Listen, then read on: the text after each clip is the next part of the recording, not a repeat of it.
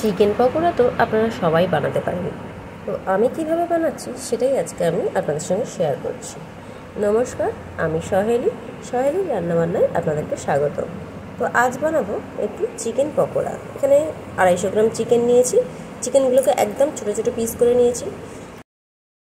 সামান্য কিছু উপকরণ নিয়েছি, সামান্য একটু জিরে গুঁড়ো, সামান্য একটু গোলমরিচ গুঁড়ো, সামান্য একটু গরম মশলা, একটু আদা বাটা, রসুন বাটা, সামান্য একটু বেকিং পাউডার, একটু বেকিং সোডা, একটু হলুদ আর একটু লঙ্কার গুঁড়ো। এর সবগুলোই আমি 1/2 চামচ পরিমাণ করে নিয়েছি। একটু সয়া সস, একটু চিলি সস, একটু পাতিলেবু, একটু কাঁচা লঙ্কা আর একটা ডিম, আর একটু আছে টমেটো সস, আছে একটু বেসন আর একটু কর্নফ্লাওয়ার। তো প্রথমেই আমি যেটা করব, চিকেনটাকে একটু ম্যারিনেট করে নেব। প্রথমে দিয়ে দিচ্ছি আদা রসুন বাটা, একটু হলুদ গুঁড়ো, লঙ্কা গুঁড়ো, জিরে গুঁড়ো, গোলমরিচ গুঁড়ো, গরম মশলা গুঁড়ো, একটু বেকিং পাউডার, বেকিং সোডা, লবণ, বেকিং সোডা আর ডিমটা সব কিছু দিয়ে আমি খুব ভালোভাবে এটাকে ম্যারিনেট করে রেখে দেবো প্রায় 1 ঘন্টা, কিংবা তার বেশি হলেও খুব ভালো হয়। আপনাদের হাতে যদি সময় থাকে আপনারা আরও বেশিক্ষণ সময় নিয়ে এটাকে ম্যারিনেট করে রেখে দিতে পারেন। এই ম্যারিনেট করার সময় আমি একেবারে দিয়ে দিচ্ছি 1/2 চামচ পরিমাণ সয়া সস আর 1/2 চামচ চিলি সস। তারপরে দিয়ে দিচ্ছি 1/2 চামচ লেবুর রস, পরিমাণ মতো লবণ, দিয়ে দিচ্ছি কিছুটা কাঁচা লঙ্কা কুচি। এখানে আপনারা চাইলে একটু আদা রসুন কুচি কুচি করেও দিয়ে দিতে পারেন, তাতেও কিন্তু খুব সুন্দর টেস্ট হয়। আমি একটা ডিমও ফাটিয়ে এর সঙ্গে একেবারে ম্যারিনেট করে রেখে দিচ্ছি। আর এইভাবে প্রায় আমি 1 ঘন্টা রেখে দিচ্ছি ঢাকা দিয়ে।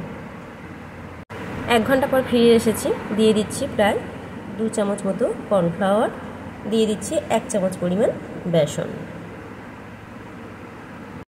এবারে সব উপকরণগুলো একসঙ্গে আবারও খুব ভালোভাবে মাখিয়ে নিচ্ছি। এইভাবে মাখিয়ে নিয়ে আরও মিনিট 5 আমি একটু ঢাকা দিয়ে রেখে দেব। তারপরে আমি এগুলোকে ভাজবো। কড়াই তেল দিয়ে দিয়েছি, তেল গরম হয়ে গেছে। এবারে আমি এগুলোকে একটা একটা করে ছেড়ে দিচ্ছি। তবে একসঙ্গে দিতে যাবেন না, দিতে গেলে কিন্তু সবগুলো একসঙ্গে জড়িয়ে যাবে, তাতে কিন্তু জিনিসটা ভালো হবে না। আর একটা একটা করে দিলে হয়তো সময় লাগবে, কিন্তু ভাজাটা খুব ভালোভাবে হয়ে যাবে। আর এই সময় কিন্তু গ্যাস একদম কমানো থাকবে। তো দেখুন, আমি এবার এগুলোকে খুব লাল করে ভেজে নিচ্ছি। তবে এই ভাজাটা কিন্তু করতে একটু সময় লাগবে, একটু সময় নিয়েই ভাজলে তবে জিনিসটা খেতে কিন্তু খুব সুস্বাদু হবে। পকোড়াগুলো কিন্তু খুব সুন্দরভাবে ভাজা হয়ে গেছে। এবার আমি এগুলোকে একটু তুলে নিচ্ছি। তবে একটা কথা বলি, আমি কিন্তু এখানে কোনো রকম ফুড কালার ইউজ করিনি।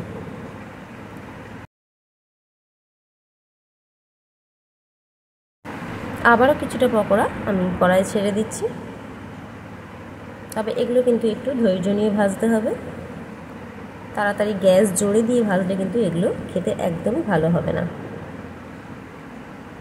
আর গ্যাস কমিয়ে ভাজলে এগুলো কিন্তু খেতেও ভীষণ মুচমুচে হবে।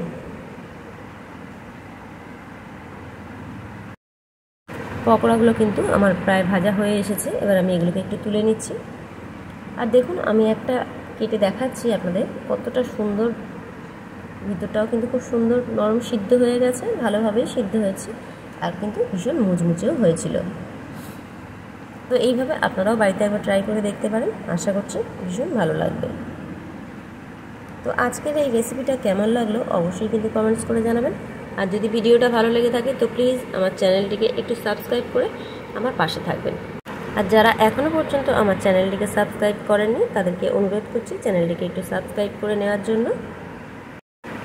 আর যারা আমার চ্যানেলটিকে সাবস্ক্রাইব করে দিয়েছেন তাদেরকে অসংখ্য ধন্যবাদ জানাচ্ছি। তো দেখা হচ্ছে আবারও কোনো নতুন ভিডিও নিয়ে। ততক্ষণ পর্যন্ত ভালো থাকবেন, সুস্থ থাকবেন।